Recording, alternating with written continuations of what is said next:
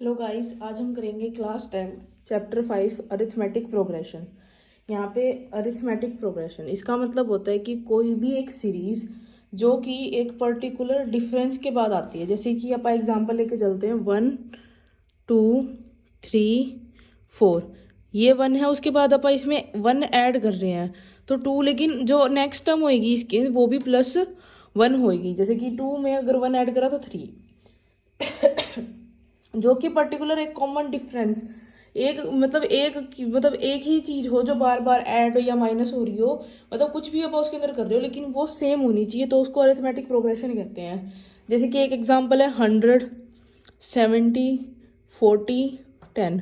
अब अपन इसमें जा रहे हैं नेक्स्ट टर्म पे, ये फर्स्ट टर्म है, ये सेकंड टर्म है, ये थर्ड टर्म है, ये फोर्थ टर्म है। इन सब में एक ही कॉमन डिफरेंस आ रहा है। जैसे 100 से 70 में जाएंगे तो -30 हो रहा है, फिर 70 से 40 अगर थर्ड टर्म पे जा रहे हैं तो भी -30 ही होना चाहिए। इसे बोलते हैं अर्थमेटिक प्रोग्रेशन, कि एक लिस्ट ऑफ टर्म्स, एक ऐसी लिस्ट ऑफ टर्म्स हो जो कि एक पर्टिकुलर चीज से ऐड सब्ट्रैक्ट कुछ भी हो रहा हो, वो अर्थमेटिक प्रोग्रेशन में आती है। So an arithmetic progression is a list of numbers in which each term is obtained by adding a fix number to the preceding term except the first term. कि एक फर्स्ट टर्म है, उसमें कुछ भी value हम add कर रहे हैं, सब्ट्रैक्ट कर रहे हैं नेक्स्ट टर्म के लिए, तो वो होगी अर्थमेटिक प्रोग्रेशन में।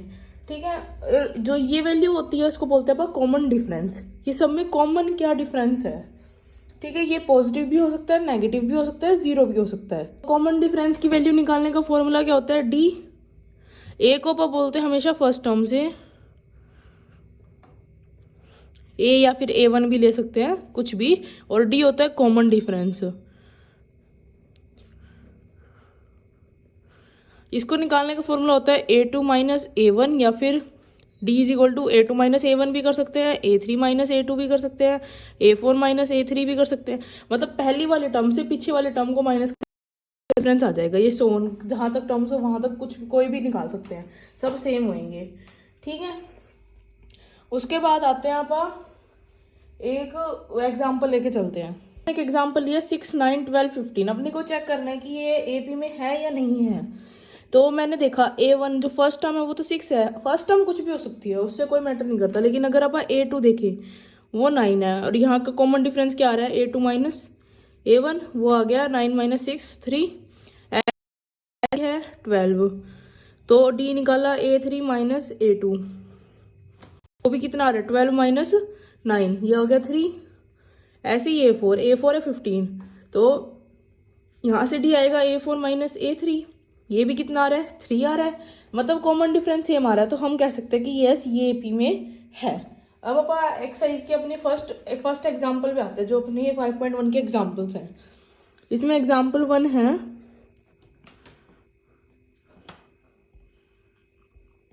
को फर्स्ट एग्जाम्पल गिवन है, for the AP 3/2 1/2 -1/2 -3/2 right the first term A and common difference D। तो अपने को AP दे रखी है ये, अपने को इसमें से क्या करना है? फर्स्ट टर्म लिखनी है। A फर्स्ट टर्म होती है, तो फर्स्ट टर्म क्या है? 3/2। ठीक है, और कॉमन डिफरेंस निकालना हो तो कुछ भी निकाल सकते हैं, A2 माइनस A1 भी कर सकते हैं, A3 माइनस A2 भी कर सकते हैं, A4 माइनस A3 भी। मैंने कर दिया 1/2 A2 माइनस A1, तो 3/2। 2 LCM 1 माइनस 3 -2/2, तो D आ गया -1।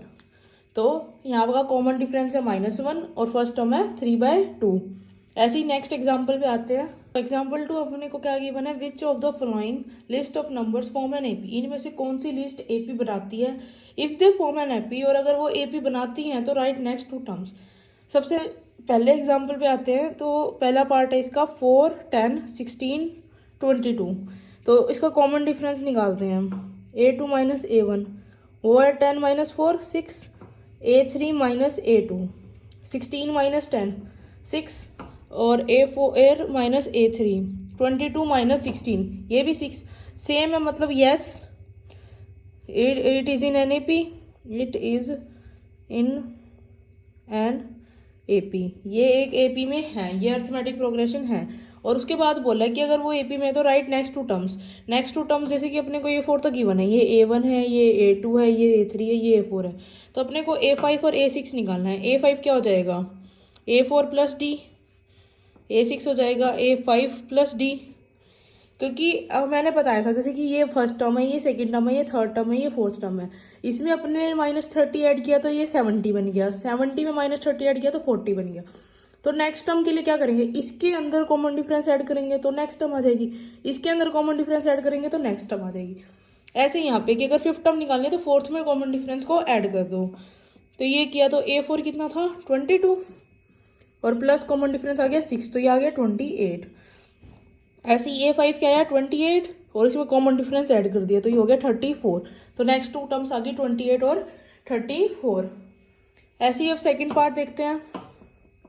सेकंड पार्ट है 1 -1 -3 -5, कॉमन डिफरेंस निकालें A2 -A1, -1 और -1 ये -2 हो गया।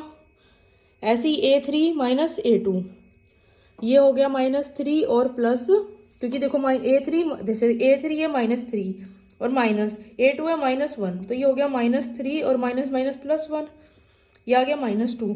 तो कॉमन डिफरेंस सेम आ रहा है, तो मतलब ये AP में है, yes it is an AP। उसके बाद नेक्स्ट हम A5 कैसे निकालेंगे, A4 प्लस D, तो A4 क्या है -5 है और D क्या है -2, तो अगली टर्म हो गई -7। और ऐसे ही A6 क्या हो गई A5 प्लस D, तो -7 और -2 ये हो गई -9। इसकी नेक्स्ट टू टर्म्स आ गई -7 और -9। ऐसे ही अब इसका थर्ड पार्ट -2 2 -2 2 -2, D निकालते हैं A2 A1 2 और -2 2 माइनस और माइनस ऑफ 2 A2 A1, तो ये हो गया 4। ऐसे ही A3 A2 तो -2 माइनस ये 2, तो ये हो गया -4। अब ये 4 है, ये -4 है, ये अलग अलग है तो ये AP में नहीं है। ऐसे ही फोर्थ पार्ट देखो, फोर्थ पार्ट में अगर कॉमन डिफरेंस निकाले तो 1 -1 तो 0, इसके लिए निकालने 1 -1 ये भी 0। A3 A4 A3 करेंगे तो 1 आ गया। A2 ये 1 2 3 4 5 A5 A4 करेंगे तो 0, मतलब अलग अलग आ रहे हैं इसमें, कभी 0 आ रहा है कभी 1 आ रहा है, तो ये भी एक AP में नहीं है।